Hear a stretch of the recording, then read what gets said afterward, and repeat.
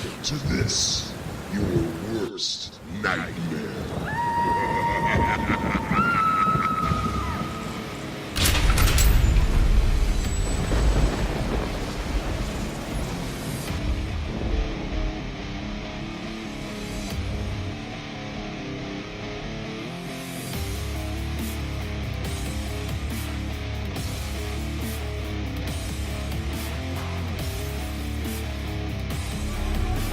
Radio podcast is on the air.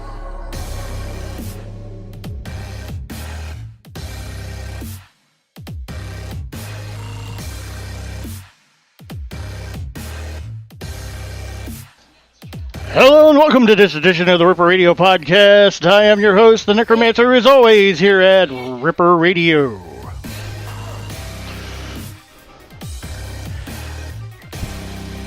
This is our 400th edition of the Ripper Radio podcast, so thank you for joining me this evening. This evening we also have a Friday night spotlight. My guests will be Joe Sims and Geoff Mcgraw from the band Axe Master. They'll be joining me at the bottom of the half hour here. It's about 8:30 or so.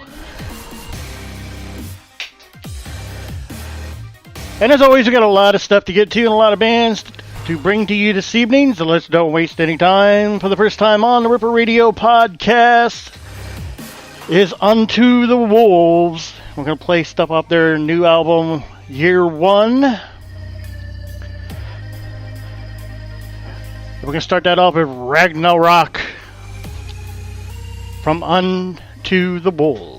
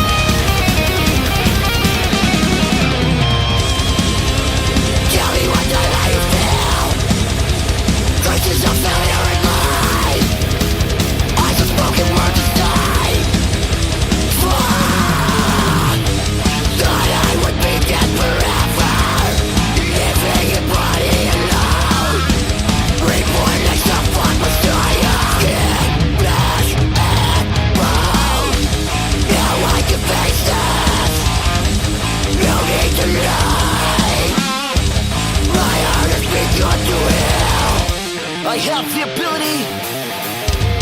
This here is my fucking legacy. I was lost but I found my mind. I found that I could be now. I am again, I am again forgotten. I get forgotten.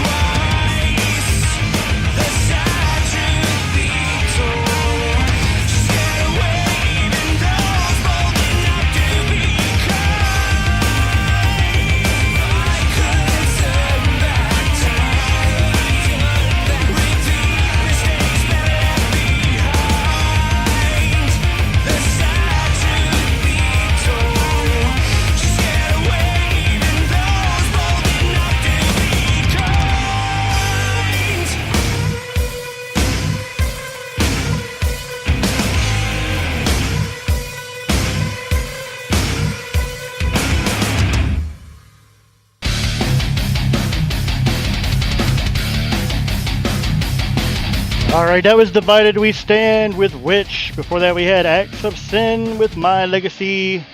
SIDERAIN with... Speed that up. Reduced Isle, there we go.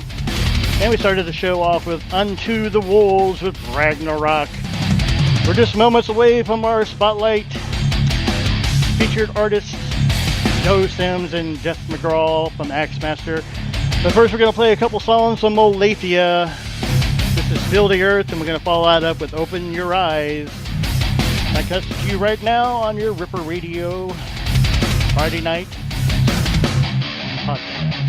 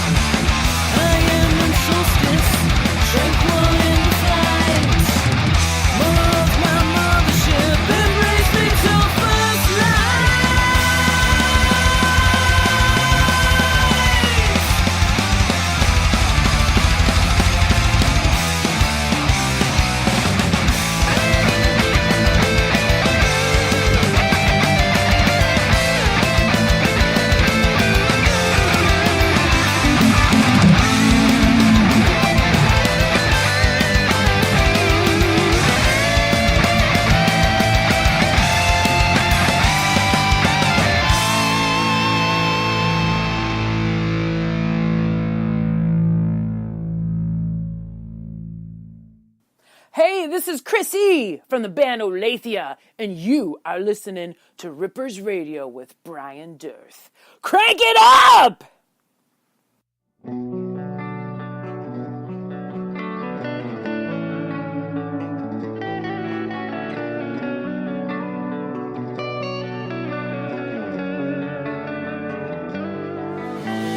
Ice in the veins and the ties that restrain. The hunger breeds in you. Words that remain don't answer the pain. If the hunger grows in you.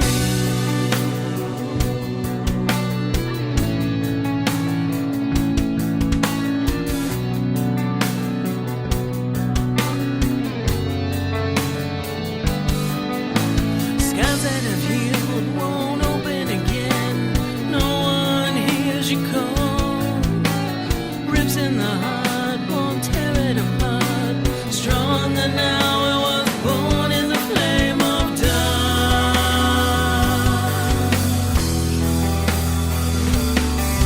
So dark, so dark. Open your eyes, you can't get enough of me. I'm not where you thought I'd be. Open your eyes, you haven't moved that far.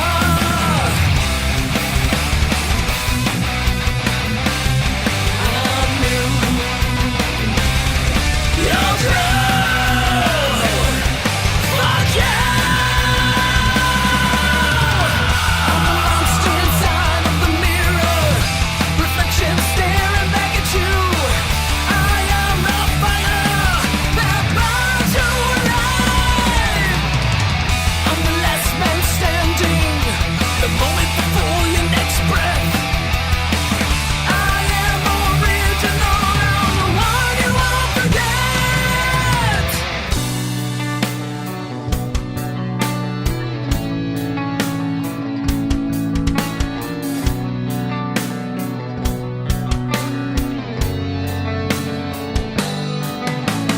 Ice in the veins and the ties that restrain. The hunger breeds in you.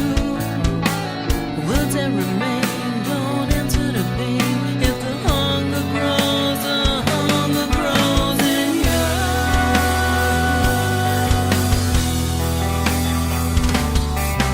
And you.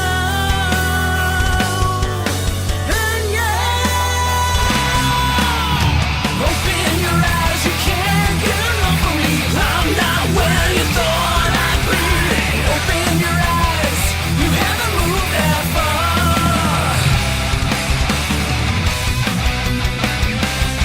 I'm new. You're true.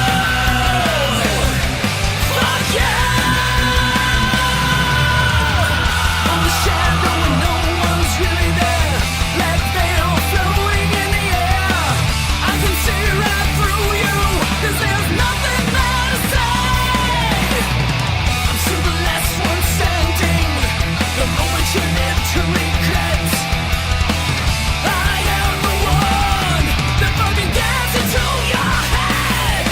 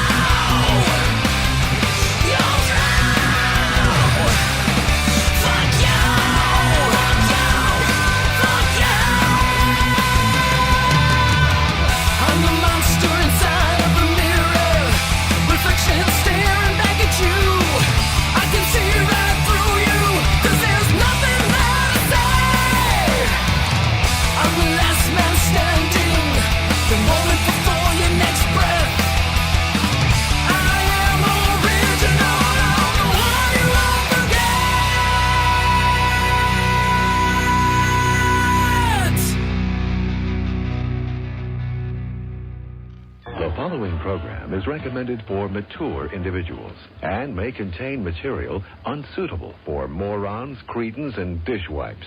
If you are a moron or a member of the PTL club, please turn off your radio, because we don't need any more stupid, narrow-minded, pencil-neck geeks who wouldn't know the First Amendment if it came up and bit them on the butt. Thank you. The following program is closed captioned for the thinking impaired.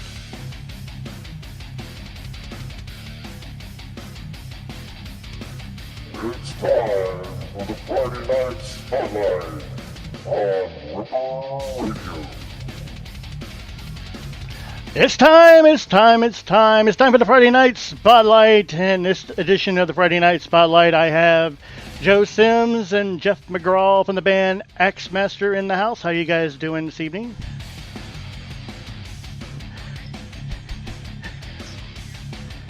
Yeah, thanks guys for coming on for my 400th episode. It's going to be kind of cool.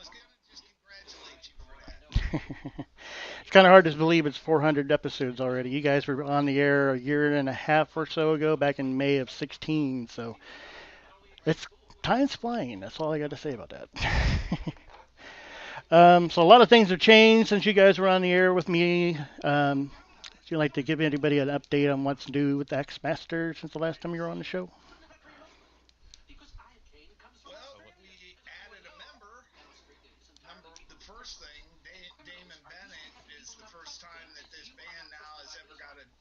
Like a dual lead, dual axe attack.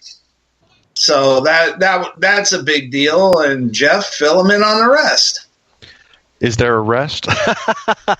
No, yeah, we added Damon, and he and Joe are doing all the guitar work now. So I'm just singing, except for one tune. We've got a new album coming out on November 24th on Black Friday. So Chaos Rises on Black Friday. The new album's called Crawling Chaos. And aside from that, I think those are the big things. Yeah, we're right now shooting a video for one of the songs from the album. Yeah, that probably is a big thing too. Yeah. I have been so busy this week. Yeah, we actually started filming it on Wednesday night, and this Saturday night at Kent Outpost, we will be filming the rest of it, a bunch of live videos. We'll be performing with Metal Blades, Brimstone Covenant, Plague Wielder. So anybody who attends that show will, at least get their head in it, I would assume. Yeah, if they get up to the front of the stage and rock out. Yeah, doing live videos, those are always fun. I actually got to be a part of Man-O-War's Return of the Warlord video. They filmed that down at the Alrosa Villa. So that was kind of cool. Took half the night, though. That was the one on the motorcycles, right? Yeah, that's the one on the That was filmed at the Machine. Part of that was the all the stage shots that were actually them playing on stage was filmed at the Alrosa Villa. All the outside stuff where the crowd was and the cops and everything was filmed at the Machine. Yeah, in Massillon, because they pulled the cops actually stopped them and ended up being part of the video. So yeah, that's pretty cool. I didn't know that they actually filmed the interior shots at the Alrosa. Yeah, that's the Alrosa stage. Yeah, the Machine didn't have much of a stage. No. I think that's kind of surprising, man, where even fit on that stage.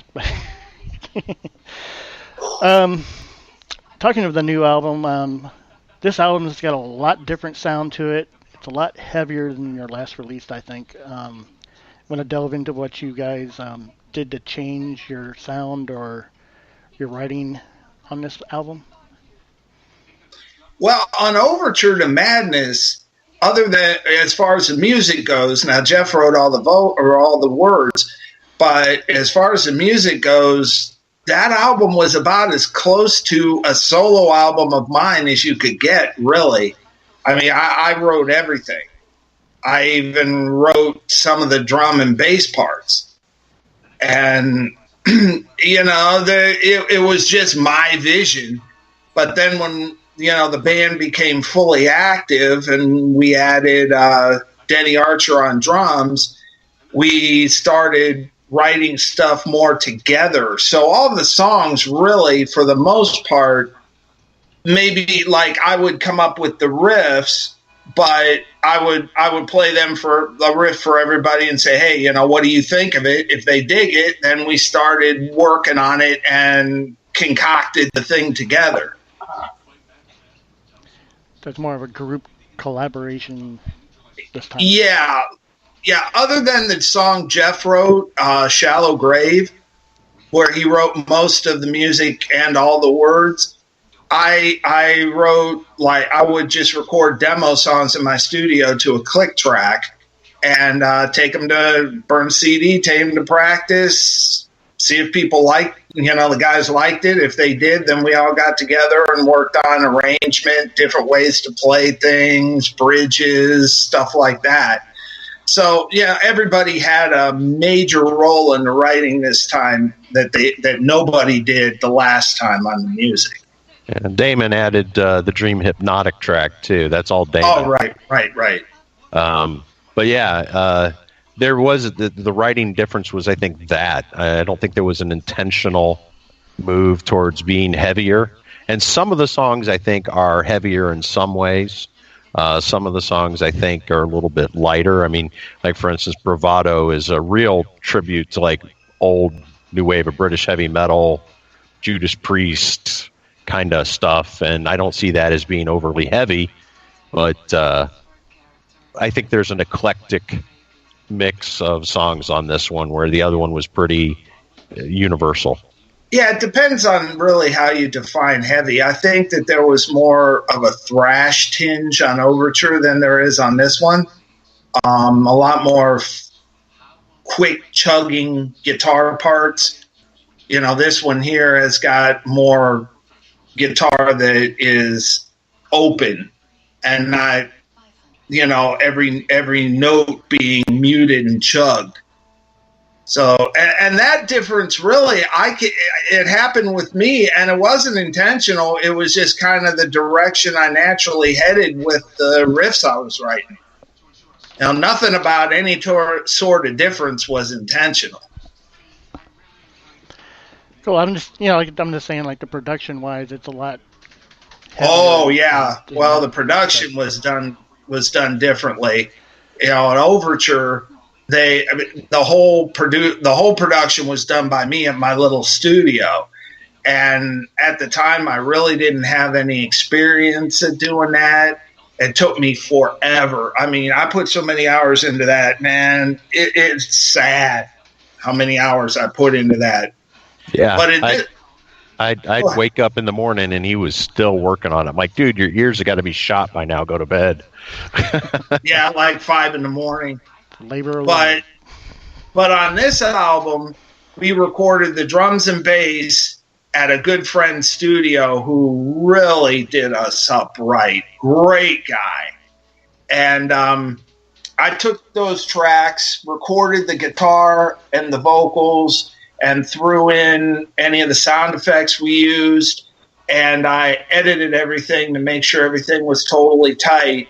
And then all the tracks went back to Rick, and then me and him sat down, and he would mix and master, and I would collaborate on that.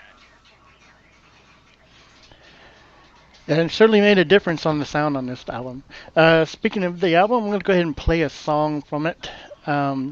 This is the title track, Crawling Chaos. You got anything to say about what's your inspiration for this song? Or Yeah. You go with the vocals, Geoff. It's kind of funny. I'm saying that I now have to write a third in this trilogy because there are 3 in the H.P. Lovecraft trilogy, the Cthulhu mythos. Because Sanity's Requiem on the last album was heavily influenced by H.P. Lovecraft and a couple of other things. So essentially, that was the first in the trilogy. This would be the second song. It is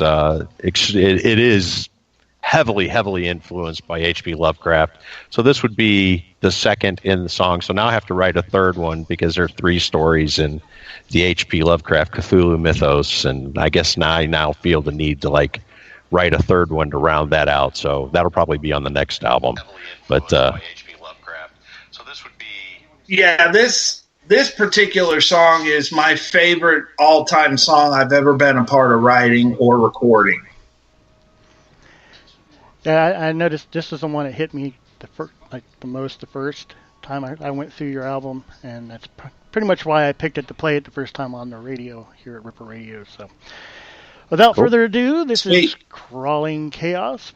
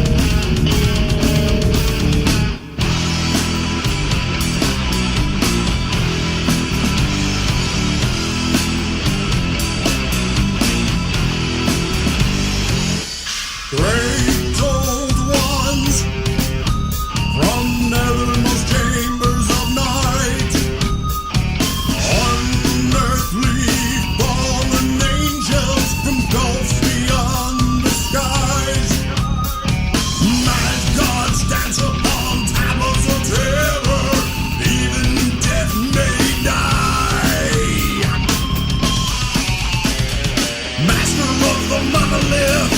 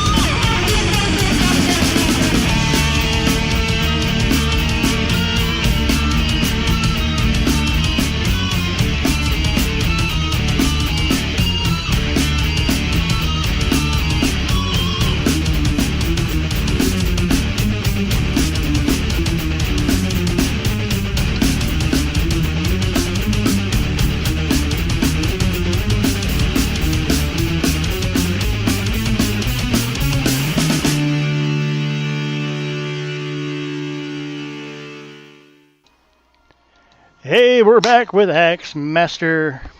That was the title track from the new album coming out on November 24th. So make sure you guys get out there and grab up a copy. This is a killer album from these guys. Really like the artwork for this album. You guys want to talk a little bit of how that came about? Sure. The artist's name is Noel Puente. He's from Spain. This kind of goes back to the last album. I had seen, we had some issue with the artist who had agreed to do the last album cover bailing on us with like a month left before it came out. That month had Christmas included in it. Yeah, and so Joe like scrambled to find artwork for it, and at that time I had seen Noel's work already for his band Abductum, and he'd done the cover art for several compilation albums that were really nice. And I had contacted him at that time and said, "Hey man, I know this is like really short notice." And at that time he had told me, "Yeah, I just don't have enough time to do an album cover for you in that amount of space." So there was no harm, no foul. It was absolutely not his fault in any way, shape, or form. But this time, I had, after talking to the guys, we made the decision that we were going to have a title track on this one. We were going to call it Crawling Chaos after the track you just played. And since that was so heavily H.P. Lovecraft, I talked to the rest of the band. I said, "Hey, I'm going to have a couple of guys like throw together suggestions, their vision of the album cover, what it should be." And then when we got a few of them in, and one of them was Noel, and I knew that Noel was going to win before. So I showed them what we had received, and I saved Noel's for last. And I said, "And this is Noel Puente. I think he's the best of them." And everybody seemed to like that one. So the pencil sketch, and so I went and got in touch with Noel again and asked him to do it. And we settled on a theme, and he started doing. I have the original art too. There you go. So I have the original painting here too, and which I thank him so much for selling to me, because he normally doesn't do that. So he came up with the concept. I said, "Look, it's H.P. Lovecraft, it's Cthulhu, and and he designed that album cover, and it fits perfectly." First thing I noticed off of it was the dude with the Axe Master t-shirt. I thought that was a nice touch. Which is kind of funny, because we had, I don't know if he'd ever seen that, but we had a very small number of black t-shirts with the green Axe Master logo on it. I don't think, maybe he got it off of the Pure Steel website. They have a handful of them, I think, maybe. But it's not a common t-shirt. I haven't had it anymore printed, so it's not like that's a major thing that everybody sees. But that's what he put on the album cover. It kind of ties it all in that everybody's running from the album. Yep. No. The running from the creature toward the album. There you go. The creature's telling him to get into that record store that you can't see and buy it. Buy or die, right? Yeah, exactly. Alrighty, but we're going to get into the next song on my list this evening. We're going to play the first single release. This is 10,000 Pound Hammer. You'd like to give us some insights on this one? We're shooting a video for this song at the moment. Yeah, this is the song we're filming the video for. Lyrically, again, it was one of those things. I very rarely write lyrics before music is written. The music usually suggests the lyric content to me. This one's actually kind of a tribute to military folks who are essentially the 10,000 pound hammer, the people who stand between your average citizen and those who would wish to harm them. So it's kind of like our thanks to them. That's kind of where the whole concept for lyrics came from. I don't know what Joe was thinking when he wrote it, but I sat down on the steps the night that he started playing it and wrote the lyrics for it.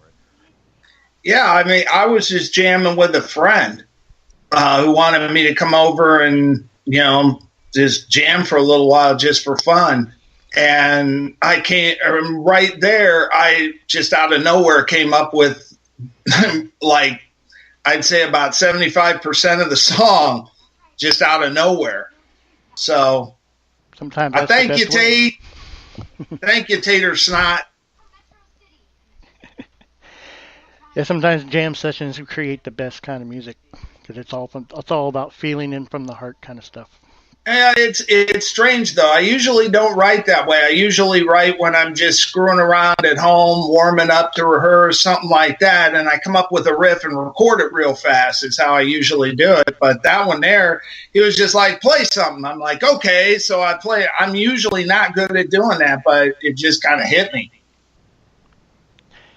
Cool. So this is 10,000 Pound Hammer up next here on our Ripper podcast.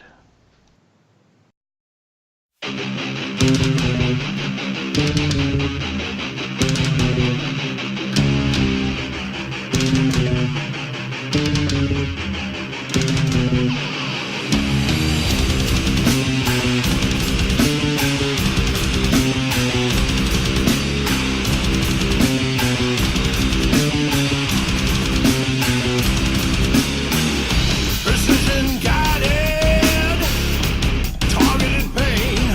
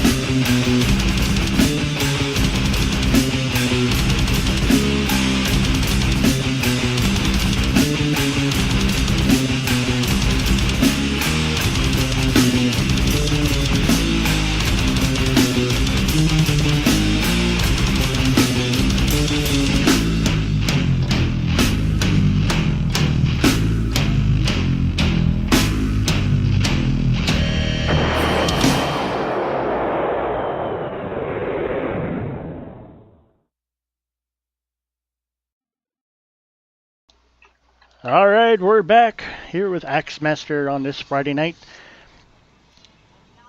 You guys were talking about you guys are playing a show tomorrow. You guys want to plug that a little bit? And is there any tickets available still, or can people get in at the door? Or? As far as I know, both. Tickets are available on Ticketfly and at the door. I think your pre-sale ticket is $10. Door is $12. Yep. It's at the Outpost in Kent, Ohio.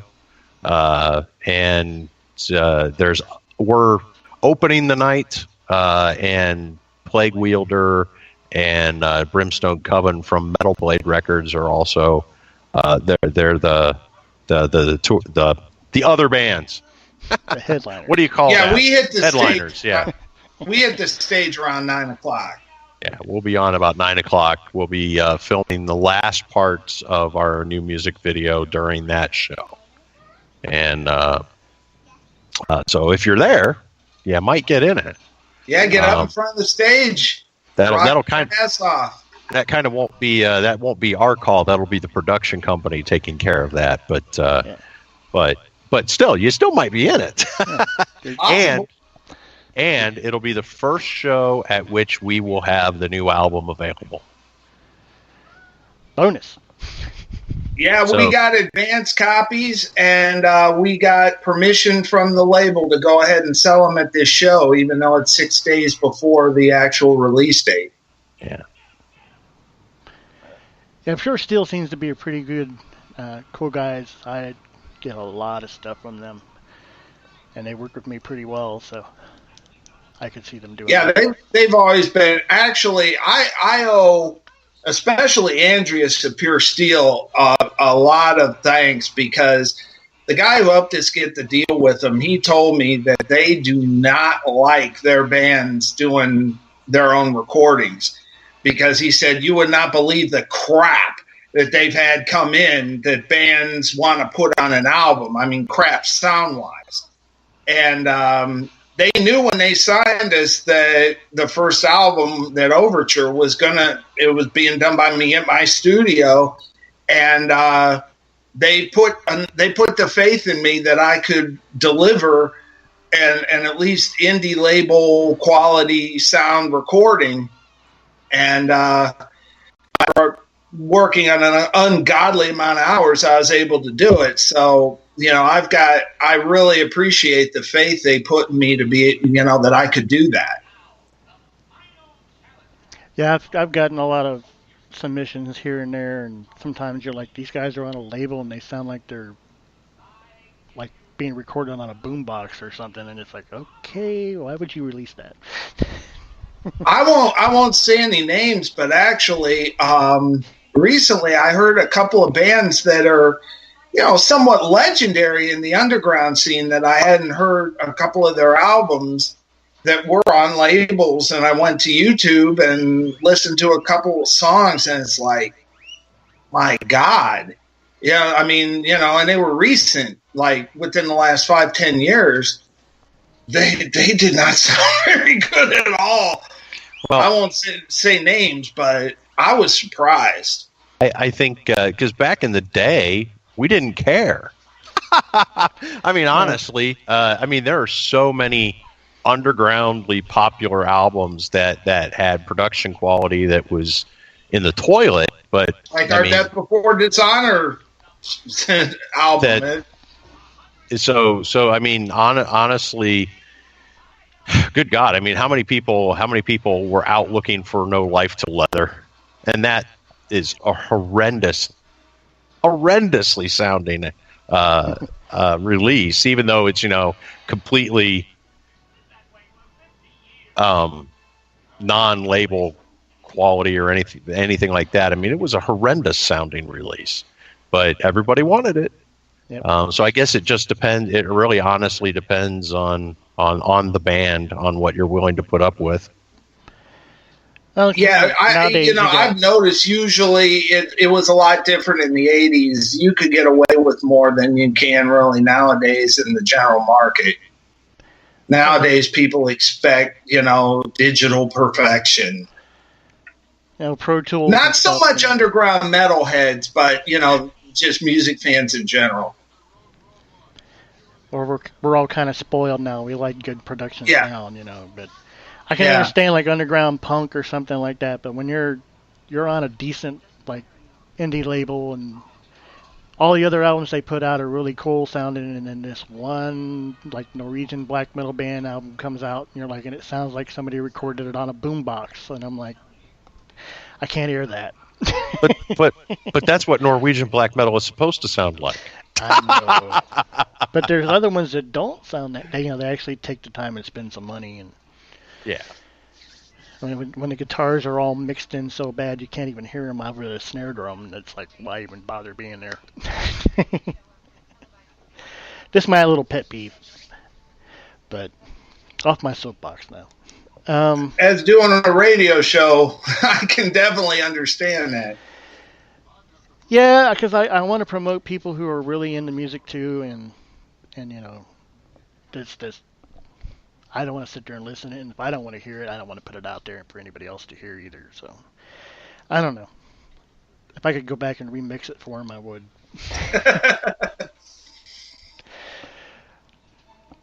All right, you mentioned "Shallow Grave" earlier, so I think I was the next song I had put down here for our show this evening. You want to talk about "Shallow Grave" a little bit? It's all on Geoff. Yeah, most of this song is pretty much how it was written. We changed the end a bit, the very end of it, maybe the last 30 seconds.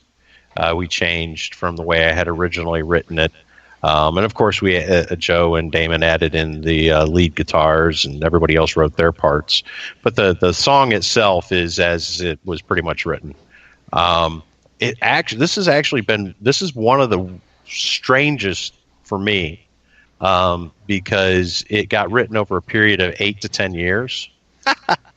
So it wasn't like it was. I actually wrote the first verse, and the acoustic beginning when I was living in Dayton before moving to Chicago, and I didn't write.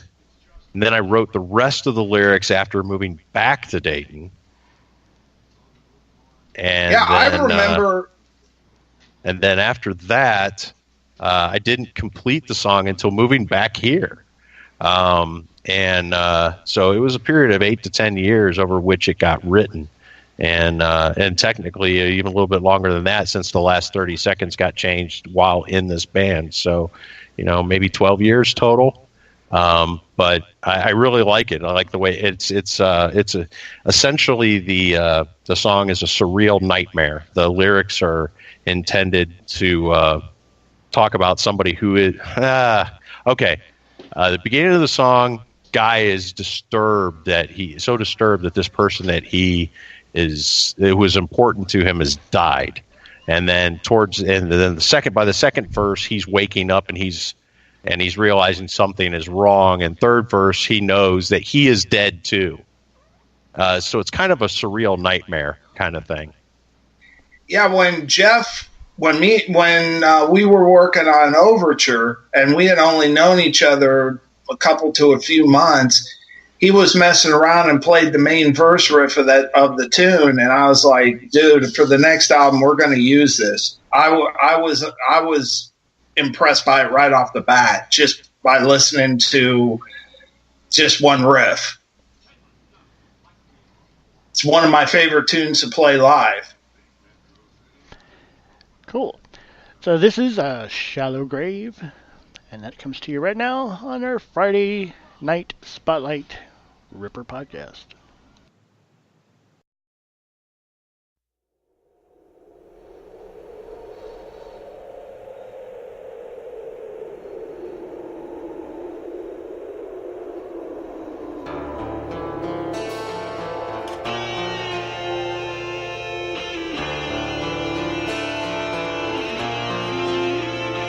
There's a candle burning at both ends over you.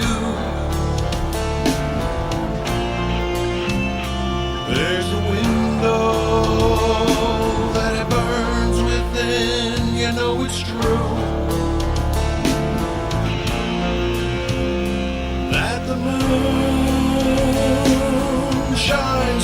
above, watching over you instead of me. Instead of me.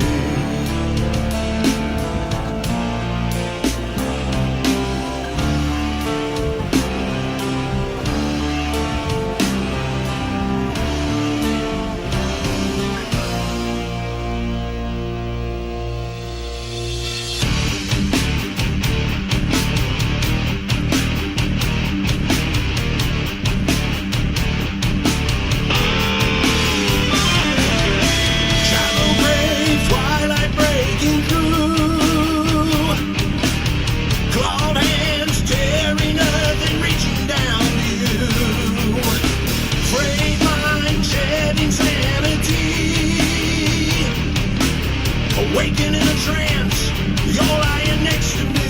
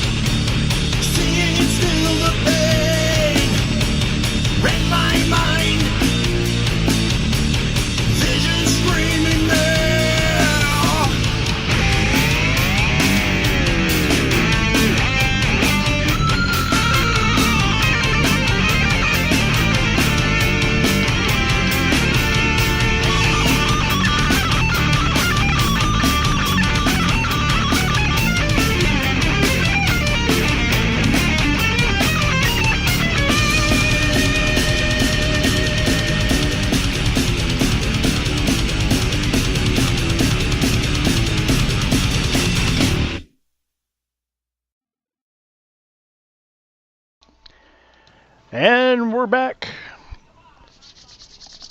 Let's see here. I lost my place. We all do that at times. Yes, we do. I don't. I'm so kidding. I so totally am all over the place. It's a hectic world we live in, my friend. So, I am drawing a blank. This is why you need show notes. Yeah, I know. Sometimes I like to do a little organic here, and tonight I went organic, and now I'm paying for it. Okay. So, what are your plans in the future? You guys going to do any tours here? Soon? We're trying. We would hope so, but it's very hard to get the financing to do it. we can't exactly, go out and get a loan to go on tour, because then if the tour doesn't make the money. So essentially what you really want is a promoter who will get involved in that. Wink, wink. Hint, nudge, nudge.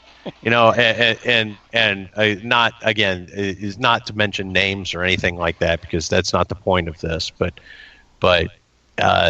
promoters are strapped too. There's there comes a point where like, okay, of the age that we are in this band currently, and with the things that we have to do, there was a place I really wanted to play. I mean, I've been trying to get into it for a couple, 3 years, and when we finally got the offer, I'm like, cool, this is what it'll cost us to come do it. And it was literally the actual, because I visited the city in question a couple of times, and I knew how much tolls were going to be and how much gas was going to run us for the van, and what it would, and what bare minimum cost for three rooms were, and nothing against the promoter. I mean, he's a great guy, but what he could afford to pay us was about a third of what it would have cost us to go, which would have covered the 3 rooms, not counting the other expenses. So, I mean, and like I said, nothing against him. That's what he could afford. And there are bands who are accepting that amount and forking out the rest out of their pocket. And that would have been something I could have done a year ago, but I couldn't this year. So it's a tough situation. I mean, all over. I mean, it's not like there's an arena someplace that is going to pay, $5,000 for us to show up. Today's market is playing to smaller clubs, unless you're a band who was established as a mega force in the 80s, like, your Metallicas, or even the 70s, like your Metallicas, your Megadeth, Judas Priest, but even bands like Nevermore or Sanctuary, who have a cult following, are still playing mid-level clubs.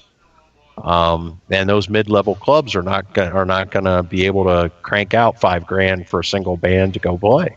And that's not what our cost was, by the way, by a long shot. We weren't even a fifth of that. So. Yeah, it comes down to, with these promoters, they really want to have some sort. I mean, you can't guarantee 100%, but they have to have a pretty damn good idea that, you're going to draw. And if they have any doubt about that, they're not going to want to invest the money. And what I'm really hoping is with this new album, the way it's being received, because I mean, I've seen a lot of reviews and talked to a lot of people in radio and fans, and that I have not yet heard one bad word about it.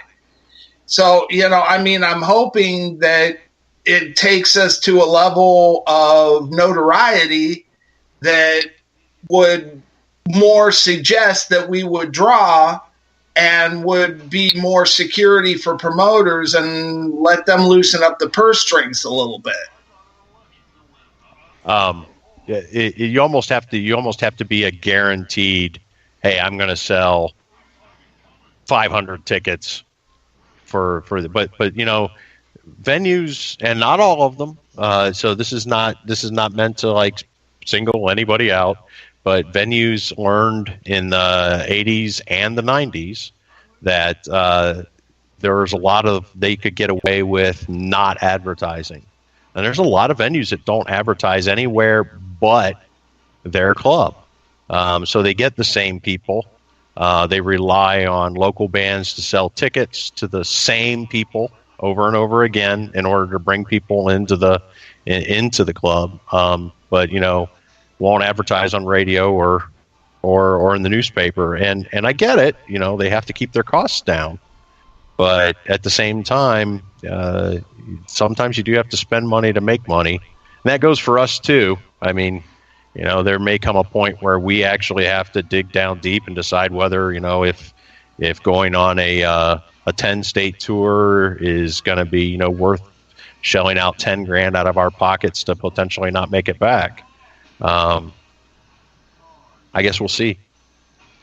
Yeah, I mean, you know, the way I'm looking at it is, at least in the short run, the more realistic thing would be a smaller tour, tri-state area, something along those lines. You know, at least to start out with. I think that's a little more realistic right now. But, you know, hey, man, life is crazy. You never know what the hell's going to happen. So I try not to predict entirely what's happening, what's going to happen. Yeah, some bands are like actually having crowd-funded tours. Mm-hmm. And, you know, they get their GoFundMe page and make some money. I actually seen a video from some guys who came all the way from Australia, and they were touring with Cradle of Filth, and they decided, well, we're on a big tour, let's get a big tour bus. Okay, guys, but you got to go buy the money you're making and the crowdfunding that you had. Maybe you should get a van. You know what I mean? Mm-hmm. So, but no, they went for the expensive thing, and about halfway through the tour with Cradle of Filth, they ran out of money. Well, it wasn't the band I was expecting because it said it was on with Cradle of Filth, but yeah.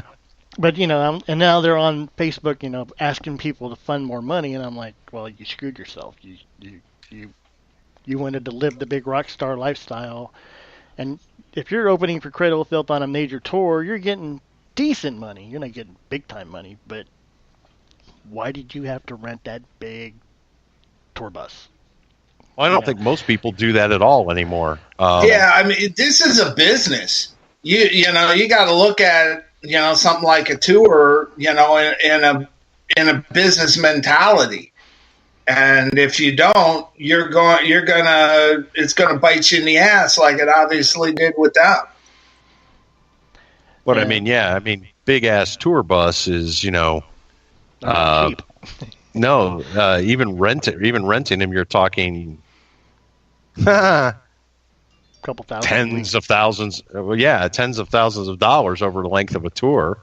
And they're going all the way across the United States in that thing, and it's like, wait a minute. Yeah. And then you gotta have something reliable to get you around, but you don't need something decked out. Yep. I mean, they could have got a decent, like, 7-person van and a trailer and just been fine with it, but, you know. Oh, well. Lesson learned, because now they're trapped in the United States and got no way to get home. Yeah. That's what makes it worse. I mean, if it was somebody, you know, if it was us and it was the United, you know, in this country, we could somehow get back home. But when you're talking about flying all the way to Australia, man, that's some serious cash. Yep. Yeah, because Australians don't even go on vacation on a yearly basis. I mean, those guys, they plan it out, and when they go, they're gone to wherever they're going for a few months. Yep. And then they don't vacation again for several years. So, yeah, I mean, there was a guy who came up here from Australia to go to several things, but and one to come to the Ragnarocker Festival in Chicago because we were playing there in 2014. That was part of his vacation. He was here for 3 or 4 months, and he went back to Australia. And he hasn't been back. Yeah, I've met a lot of people like at Man of War shows and stuff, and people from the Netherlands, Germany, Japan, and they're in Columbus, Ohio, and I'm like, what are you doing here? Well, we're following them all the way around the world. I'm like, I wish I could afford that. Yeah, well, too rich for me. I've seen them once, and that was the only time I've ever seen them. So yeah, I think I've seen it about 15 times now. So. And I can still hear, amazingly. Kinda, yeah. The first time I saw him, I had ringing in my ears for 2 weeks, and I was all the way against the stage, and all I got was the back line. I didn't get the PA. Mm. You get done with the show, and you look at your friend, and you sound like Alvin in the Chipmunks, because that's all you can hear is the high end. You couldn't hear nothing else. That's loud. Yeah, that do that enough times. By the time you hit your 50s, you're gonna tell. Yeah, after that, I'm like, I am wearing earplugs from now on.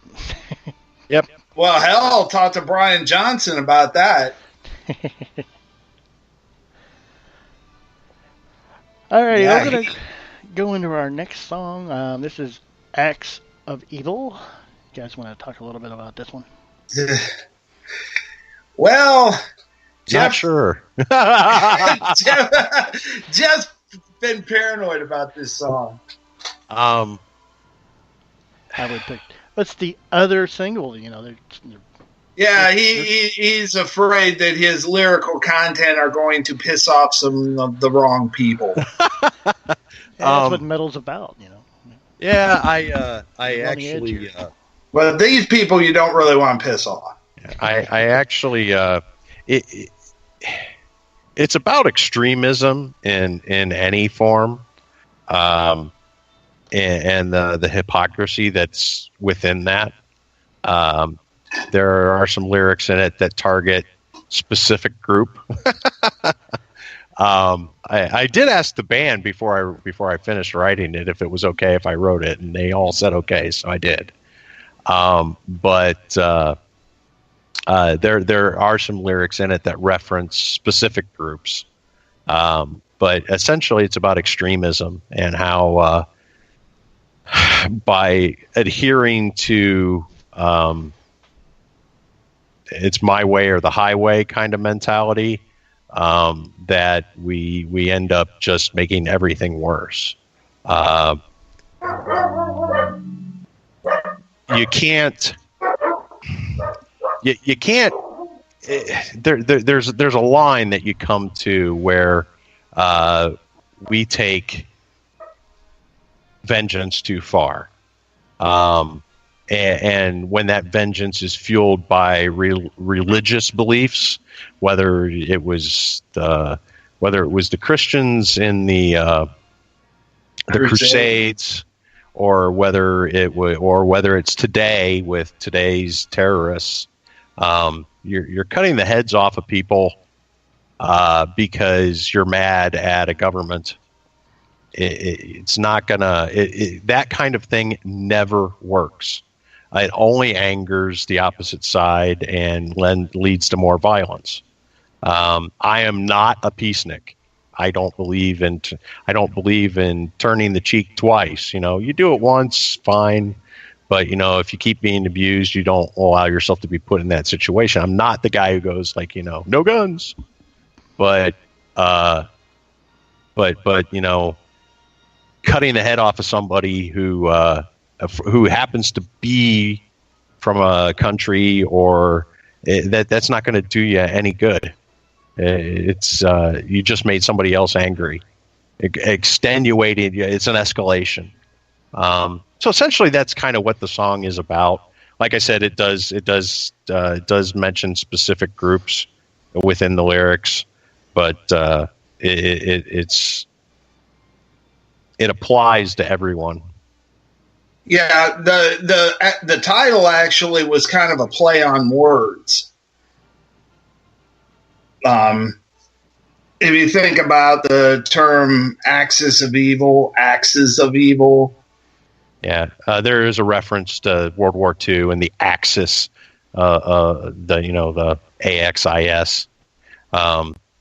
That is true too. The title is a play on words. Alrighty, well, this is Axis of Evil on this Friday Night Spotlight. Terror, horror, death.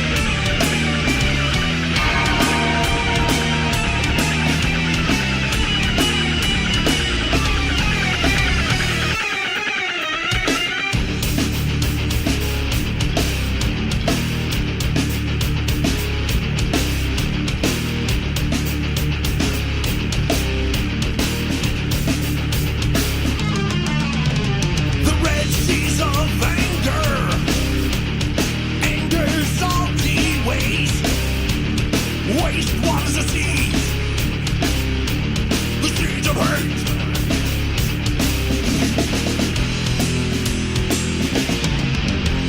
A God that demands blood is not a God at all. Any vengeful deity leads on lost.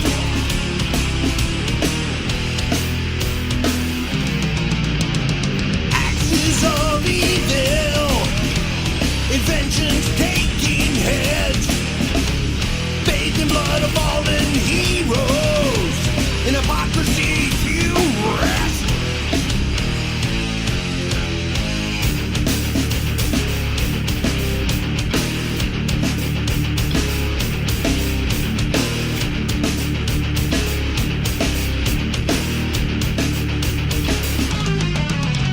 The Walking Dead hold hellbound hearts,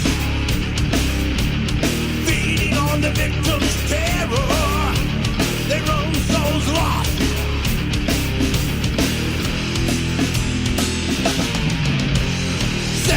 You say you count, I'd say thousands more. The child who died, the widow cried, the headless wait no more. Axes of evil, inventions taking heads, bathed in blood of fallen heroes. In hypocrisy you rest.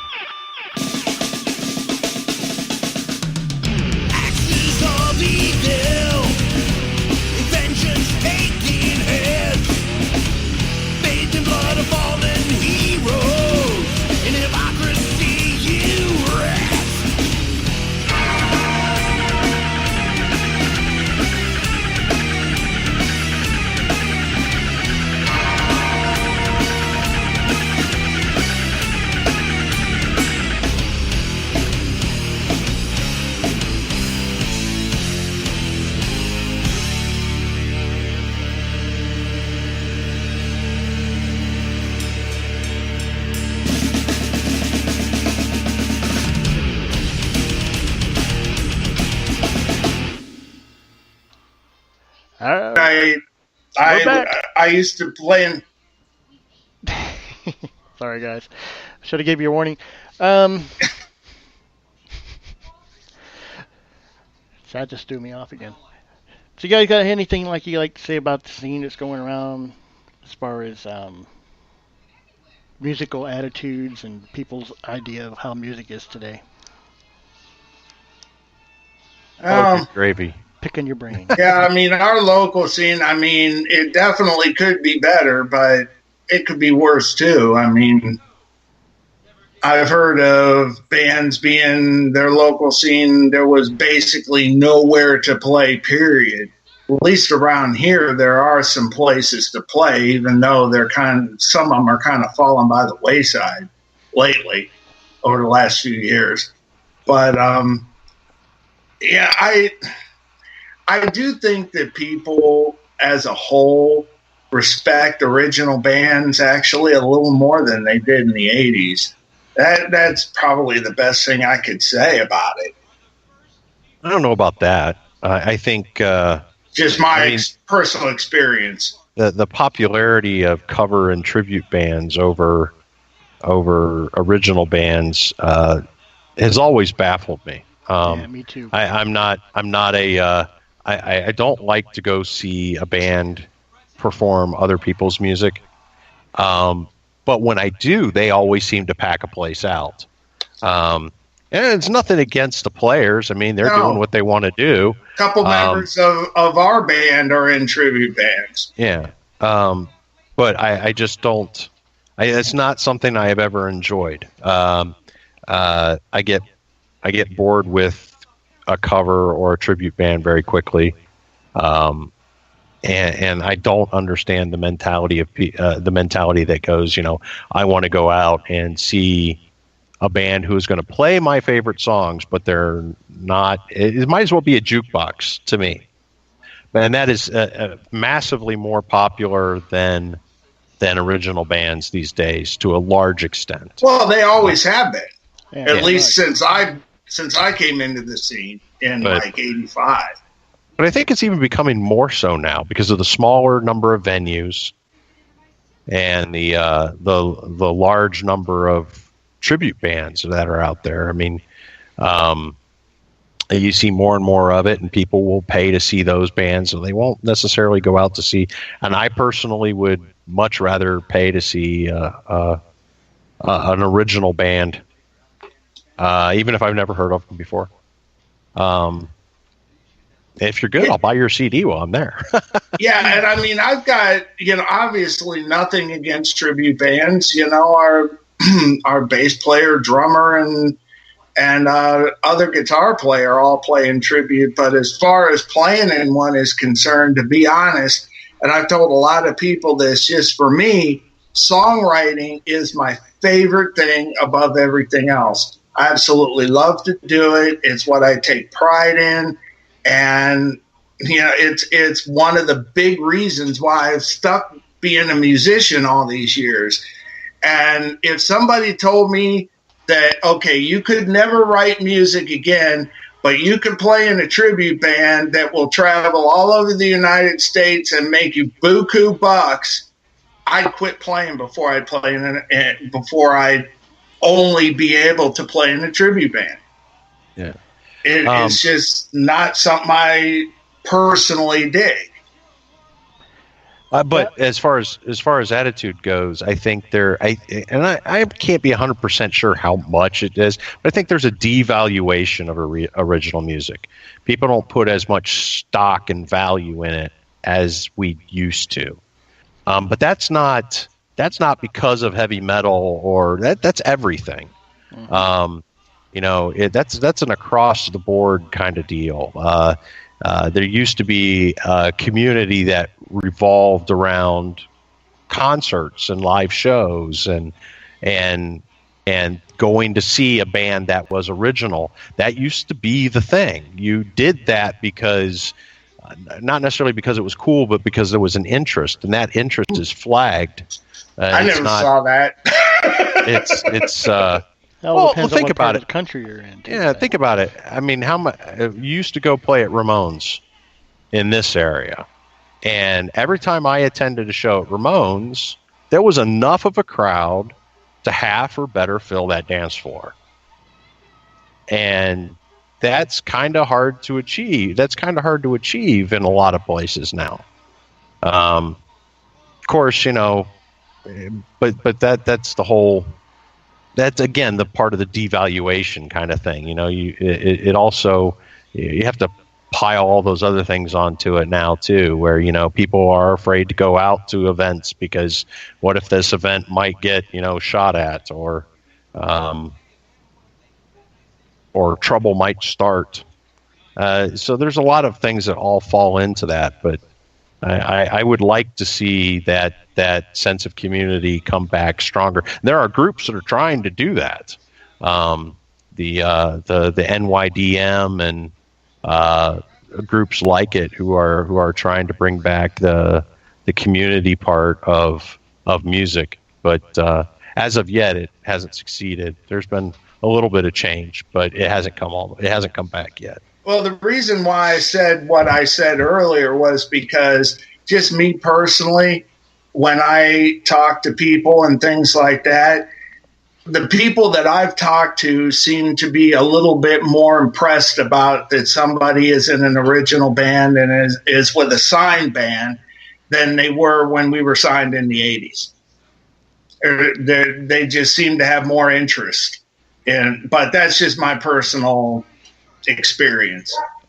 And when it comes to the metal community, we're pretty much collectors when it comes to music. You know, we like a band, we buy everything we can find on it. If you like certain genre, you go out and search for every genre of that metal that you enjoy the most. It's more of a collective mentality when it comes to the metal fans, I believe. Well, the thing is, too, compared to the general population, where they're just like, well, I've never heard of those guys. Why do I want to check them out? Well, everybody you've heard on the radio at one point was a local band. They don't just come up out of nowhere. You know, you got to get your start somewhere. But they used to do that, though. People used to go out to see a band, or even not necessarily that, but they used to go out. Period. Yeah. Like the whiskey in L.A., you know, you went out to a club, and the band that was there, if you liked them, you might start following them. Yep. But people don't go out anymore. Yeah. They don't even leave their homes. I mean, we got Netflix, we got YouTube, we got movies on DVD, we got video games.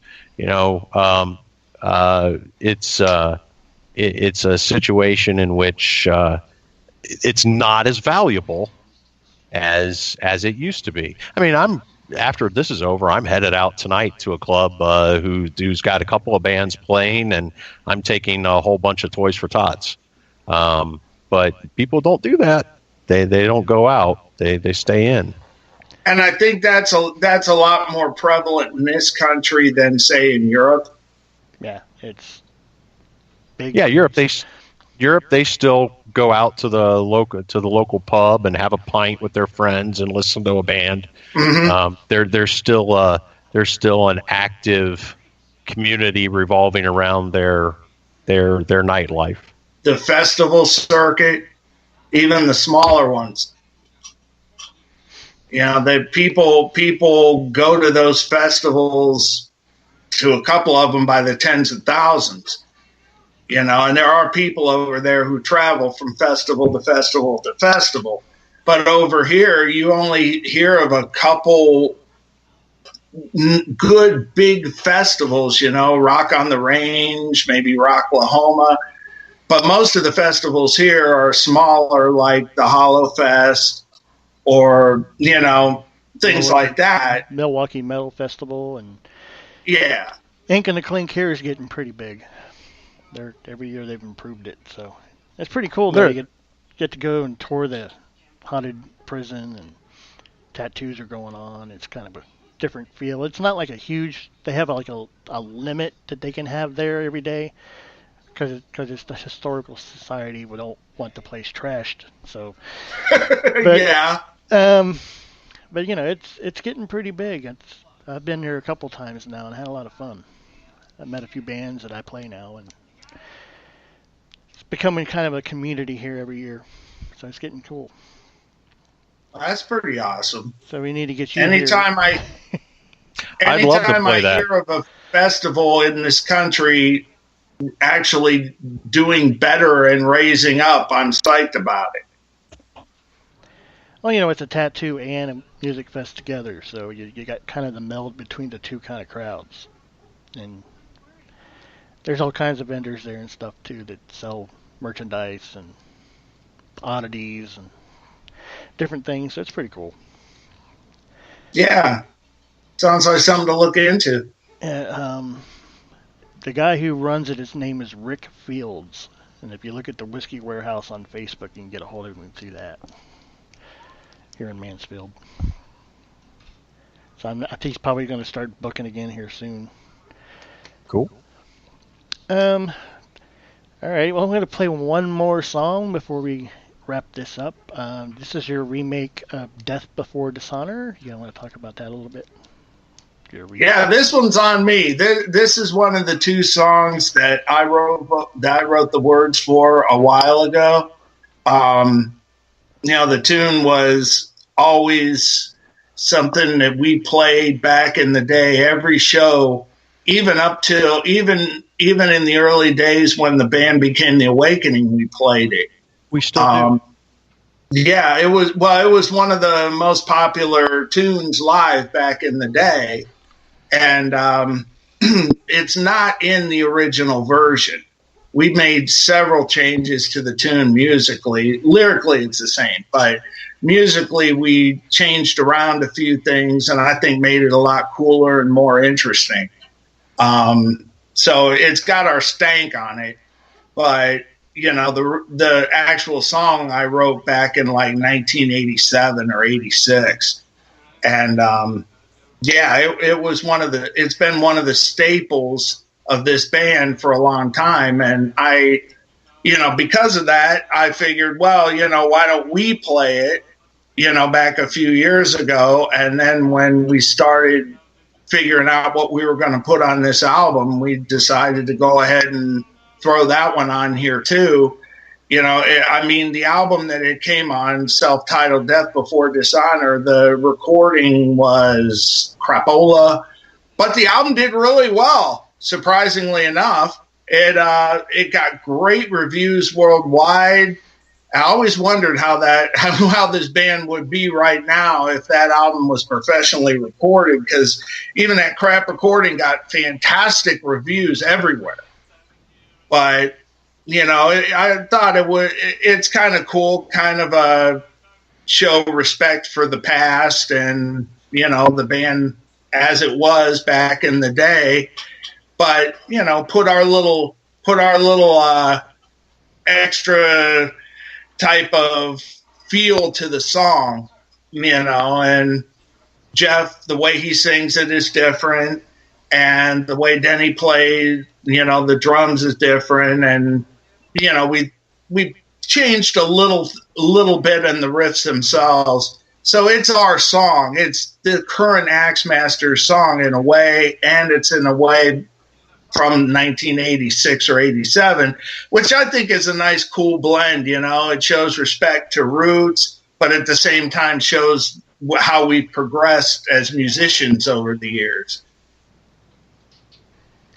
Alrighty, well, this is Death Before Dishonor, and that starts right now on your Friday Spotlight with Axemaster.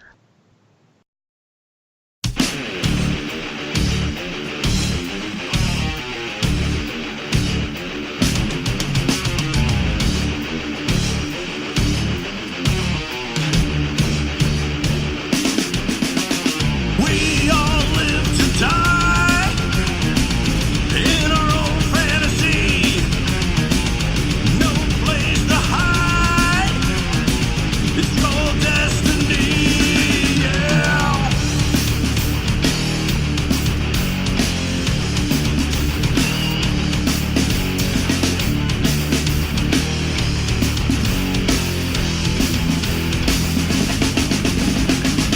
Keep your dignity. Never lose your soul. Your honor can't be controlled. There's a blessing in the sky that'll make you free. So don't lose sight of the dream. Death before dishonor.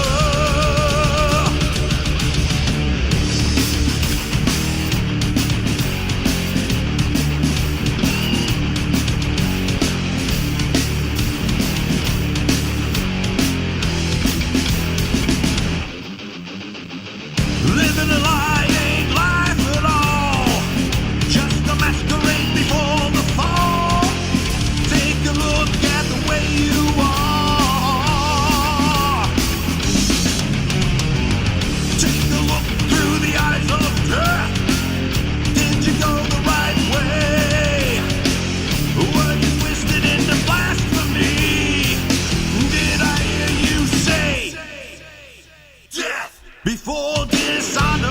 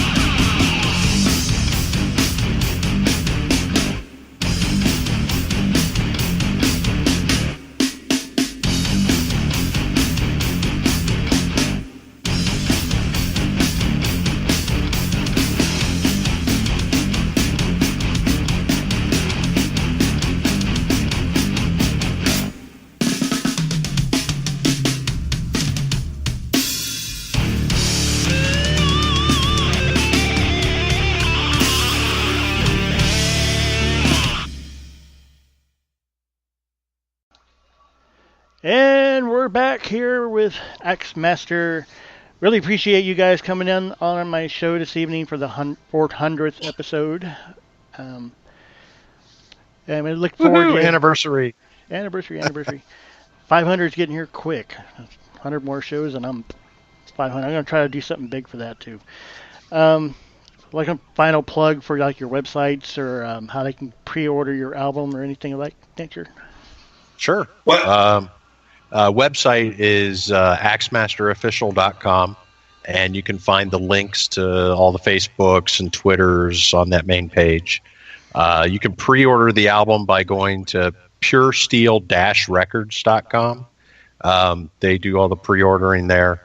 You will be able to buy it from us. We have them, and unless they sell out really fast, then we should have them for a bit. So either or is fine by us. Yeah, and you can. I also just put up on the web store copies of the re-release vinyl album that came out from stuff done between 85 and 91. It's a 2-record set. It's really, really cool. I'm really proud of it. And I never thought we'd be on vinyl again, but it's pretty cool. So that's available there. All kinds of stuff is available on our web store. And if you send us a message, we will definitely get back with you. If you contact us on Facebook or via our website, sometimes it takes a little bit because we're always doing so many things, but guarantee we'll get back to you because to me and to us, I'm sure I could speak for everybody, the fans are the most important thing. I mean, for me personally, starting this band back in 85, we would not be able to be here and have an album out on a label like Pure Steel, have this vinyl out and all that if it wasn't for fan support. So, you guys are number one, and we will never forget that we are metal fans first and foremost. So, we're all in this together. And I give the fans total props, and always we're not unapproachable or the type of people that think we're any better than fans, because we are fans. Well put. Well, once again, thanks you guys for coming on the show this evening. I'm going to let you go so you can go check out your club and whatever else you need to do. And I know you guys got some video shoot and a show tomorrow, so I didn't want to keep you guys too long this evening. So we'll have to do this again. Indeed. Absolutely. It's always fun to talk to you guys. Well, it was a pleasure being here. I enjoyed it, as always. So, anytime you want to talk to us, we're around. We're not too far. Yeah, really. You oughta come up to a show sometime if we're playing up in the Akron area. I've been hoping to do so. It's things happen and trying to get out and do stuff and do the show. I'm DJing 7 days a week now, so. Yeah, you'll get that 500 fast. Yep. Alrighty, guys. Well, take care. We'll talk again soon, and we're gonna get back into some music here for the people the rest of the evening. Until next time. All right. Up next on this Ripper podcast, for the first time on the show, is Lady Axe. And we're going to play her song, Blood Eagle. And that starts right now on your Friday Live Ripper podcast.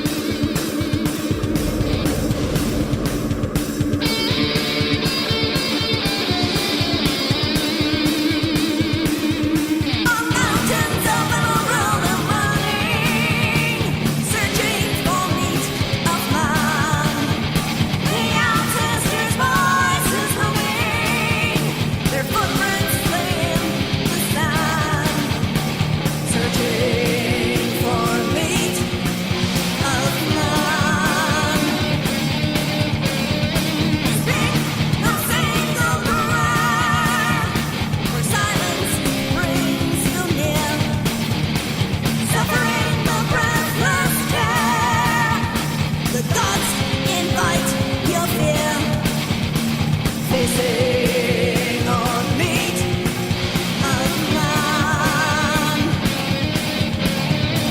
Death will come, life will go, the blood eagle. You will know, man will die, woman cry the blood of the town.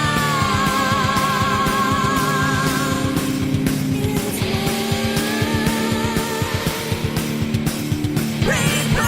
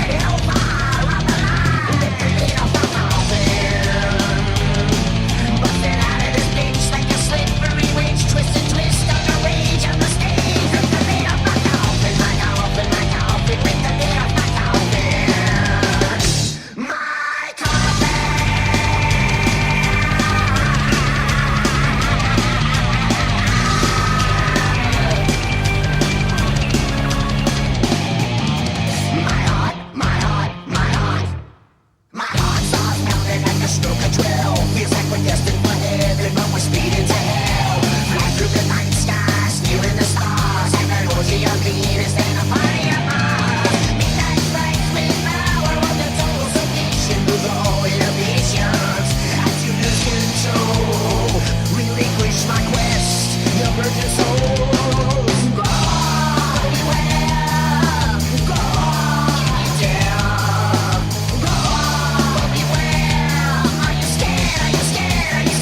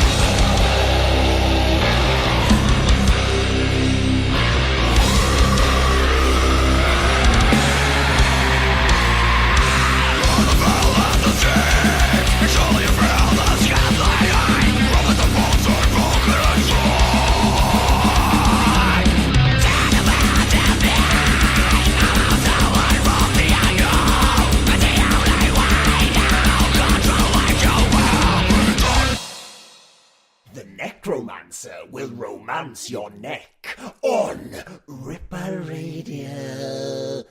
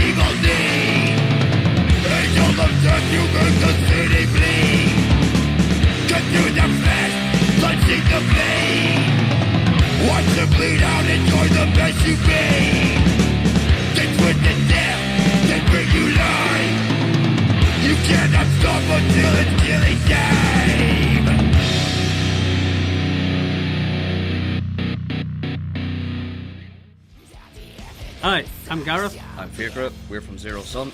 And you're listening to Ripper Radio.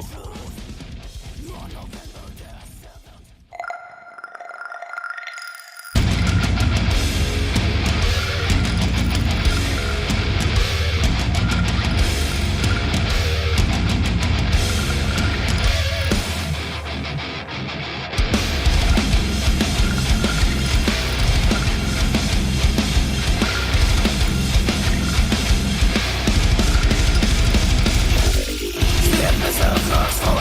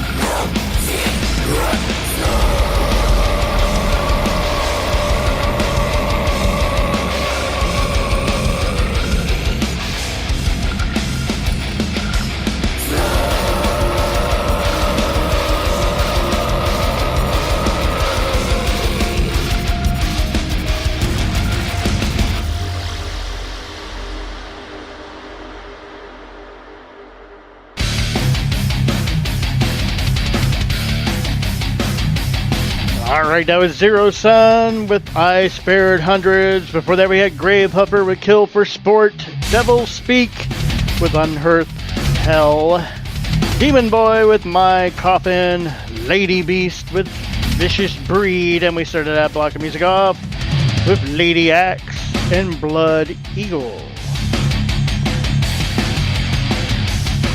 Up next on the Ripper Podcast is one of the first bands to contact me to be on the show. This is Nexus 1. I'm going to play their song 15 Minutes of Shame. That starts right now on your Friday Live Ripper Podcast.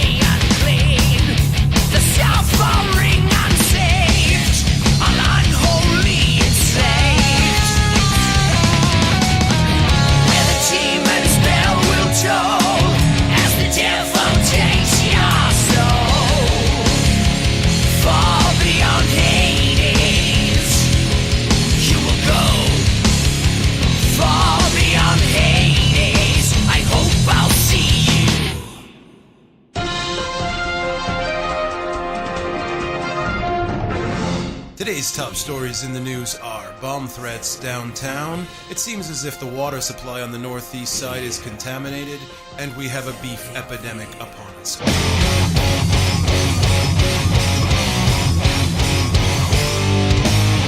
It's time to open your eyes. It's time to see it.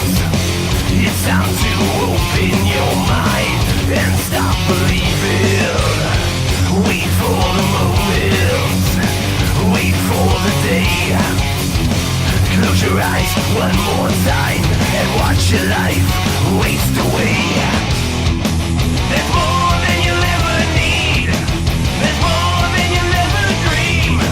There's more than you've ever seen, but still you're crying.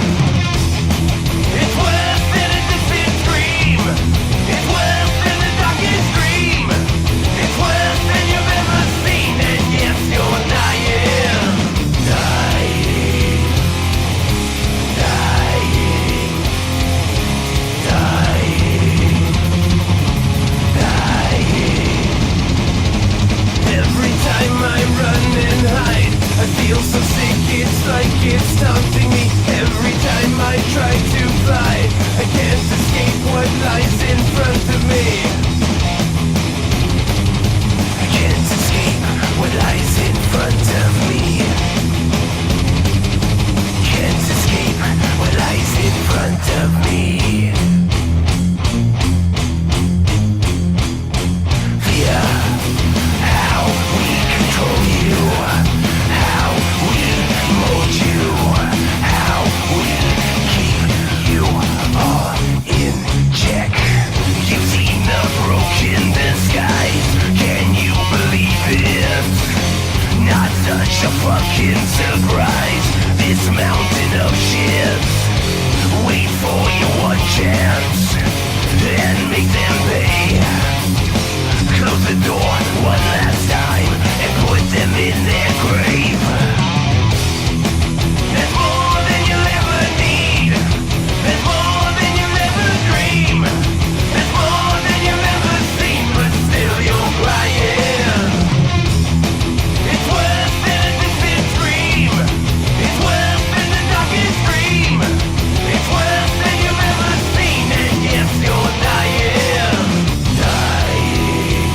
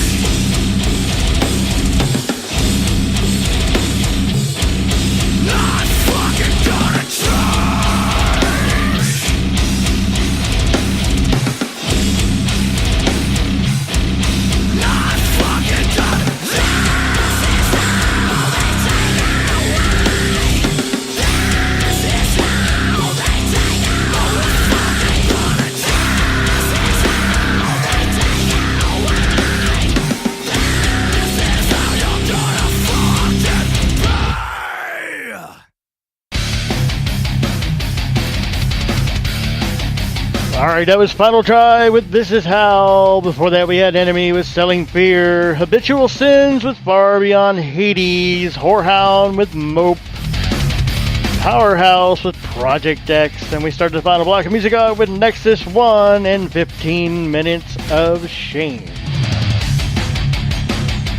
Concludes this edition of the Ripper Radio Podcast. Tune in again tomorrow for Raven's Knock Music. And I'll be back on Sunday for an Anarchy on the Airwaves at 5 Eastern Time.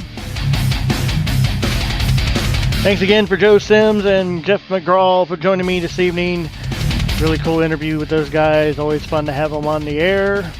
Make sure you guys go out and get their album Crawling Chaos, which is available on Black Friday. That's November 24th. But until then, horns up, rock on. We'll see you later. Bye-bye. So many streams.